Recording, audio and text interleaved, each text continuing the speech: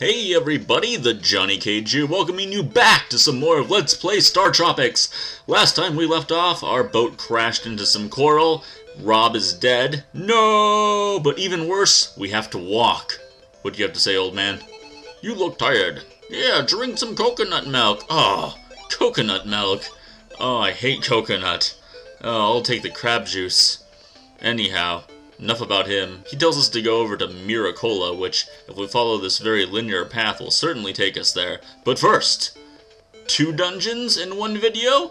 Dun dun dun! I think so. This one, though, very simple. No boss at the end. Well, I should say super simple. I say that just because it's short, but, I mean, we got these devilish little blue chocobos. You know, they totally look like chocobos out of, like, Final Fantasy V or something like that, don't they? Seriously?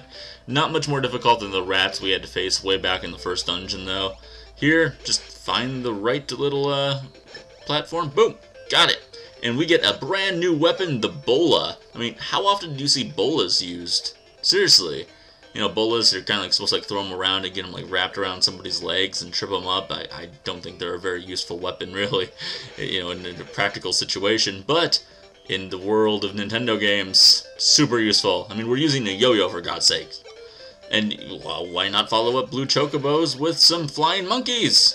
And here's a good place for us to use our bolas, actually, because these guys, oh, they jump all over the place. No, I'm already take 2 shots. That's just great.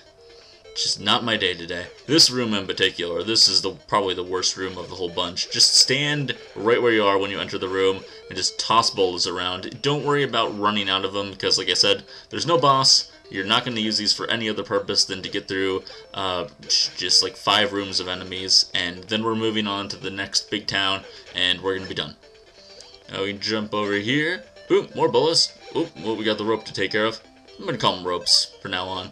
I was calling them snakes in Legend of Zelda, and now in StarTropics I'm going to call them ropes. That makes sense, right?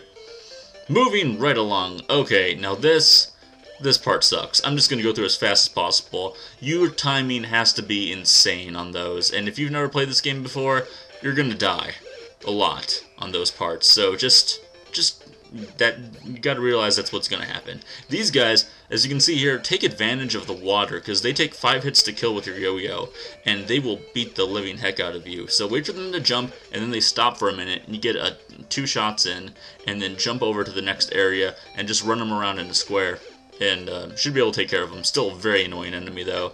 This room, you hit up the platform, light it up, ooh, jump over that bat there with some awesome acrobatic ease. Hit the switch. And just ignore these guys, no point in fighting them. We're already at 2 hearts anyway, and there we go! We've cleared the mini dungeon. This area actually is really, really difficult. Probably the hardest area in the game, I'm not gonna lie. Maybe on par with stuff that you do in endgame, but this is still really hard. So it's kind of like throwing you into the deep end, you know? Your boat's sunk, everything seems lost, and you're going to run through the hardest dungeon in the game right now. And you'll see the number of reasons why it is. It's one of those where, despite your skill, you can lose simply because there are points of it that are trial and error. You almost died at sea! I don't want to become the next Rob! No! I better stay here. Probably a good idea. What do you have to say? Where'd you come from? Americola? Ha ha! In America. Cola, that is. And for you? I'm so worried. Bayonetta has been sick for so long. Benette? I'm calling her Bayonetta. I don't know. I've never played the game, but we're going with Bayonetta. And how about you, Little Miss? Ooh, Little Miss indeed. Miss Mira, 1990. Which of us is the best? Well, I'm right here. You're so cute. Honest and cute, too. Oh, yes, I'm Mike the Pitcher. Although, that side sprite there looks like a pretty chunky fella. You might want to lay off those little debbies while you're on this tropical island there, Mike. Anyhow, secret passage, which you need to use to get to this section of the island. And this guy is your healer. And by healer, I think he only heals you once, but you're gonna need it because we're going into a dungeon that's at least, I don't know, infinitely times more difficult than the first one we just went through there. This is also the start of where you have to talk to everybody in the town. This guy wants me to go to Shikola, which we'll need to go to because there's a plot that's coming up very integral. I'm sure everyone will care so much, but this is the first town where you really do have to talk to everyone before you're able to go into the chief's house. Be like, you may enter. Otherwise, you just have to keep walking around talking to people. So let's talk to Mr. Chief over here. Hello, Chief. I'm just hanging out. He is the Chief of Miracola. Oh, okay. Hello, Mr. Chief. I'm Chief Miracola. Mike, I've heard of your courageous adventures. Yeah? There's a big snake and an octopus, and Brick killed a guy. Yeah, it was crazy. There's Trident and Man on Fire. Oh, she's been in sleep and she won't wake up, huh? Oh, that sounds like a shame. Please help my daughter. She is upstairs. Some say a mountain hermit who lives has healing spells. You must find him. Please help my daughter, and I'll fix your wrecked ship. Really? With your primitive tools, you're gonna fix the Planeteer ship. And you can't even convenience me by putting the stairs close to me. I have to literally go around the entire island before I can get to the stairs to see your dying daughter, who will probably provide no useful dialogue whatsoever, but oh, it's Mike. Man's gotta do what a man's gotta do. Look at him go. Seriously, lay off those little Debbies, Mike. Seriously, it's not good for you. Hostess. What's this? Bayonetta is sick in bed. Oh, you're Mike. Yeah, I'm Mike. Now back off, fool. Before I cap you or something, or yo-yo you. She's been sick for so long. Yep, she doesn't look too good. Nothing but Z's. That's certainly a sign of some sort of a dangerous virus. Probably malaria, because we're in this tropical dungeon. Ooh, this is certainly the trouble in the Paradise Edition, isn't it? Alright, now if we could not go that way, come on. I had enough of simple mazes in the Fisher-Price Firehouse Rescue game. I think I can handle this. Good luck! Thank you very much, Star Fox. Meanwhile, back in the overworld, nowhere to go but this hole. Down in a hole, saving your data, you know. Here we go. Now this sucks. Jump, jump, and jump. Alright, you got that? Alright, good. Moving on to the next room. Now, here you're gonna have these guys again, much easier. I like the whole cross path, it's much easier to work with. Also, we don't have two blue chocobos in here. So as you can see, this is showing off a bit of a better way of actually using that strategy to fight these guys. Bam! There you go. Room 2 finished. We're well on our way to destroying every native creature on this island. Take out that rope there. And as you can see, there are 4 ropes here. And this third one on the bottom goes out a little bit further than the other 3. So you were able to jump over there. And keep going to the left, let these ropes go crazy and kill them all. Then go up and to the left too, to where that second rope would have been. And yeah, so you could fall off right there and die if you didn't know to go up rather than straight, as most people would. And as most people probably wouldn't know, down here is your red potion. And all the red potions, if you haven't noticed already, are pretty much hidden. And I don't know if this block does anything. Anything? Nope. Alright. Moving right along. We will grab ourselves said red potion, and yeah, I really hate how they hide all of the healing items from you. It's just really hard, especially in this level, because even myself, who's played this game a few times, I am pretty positive I'm going to need that red potion for the boss. And save it for the boss, because if you don't, you are going to be in a lot of tropical trouble, that is for sure.